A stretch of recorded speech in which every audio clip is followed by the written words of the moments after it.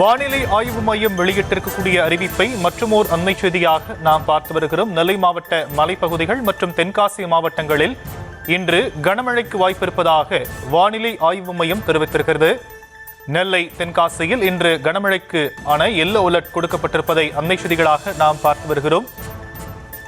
தென் தமிழகம் மற்றும் அதனை ஒட்டிய பகுதிகளின் மேல் ஒரு வளிமண்டல கீழடுக்கு சுழற்சி நிலவி வருவதன் காரணமாக நெல்லை தென்காசி உள்ளிட்ட பகுதிகளில் இன்று கனமழைக்கு வாய்ப்பிருப்பதாக வானிலை ஆய்வு மையம் தெரிவித்திருப்பதை அண்மை செய்திகளாக நாம் பார்க்கிறோம்.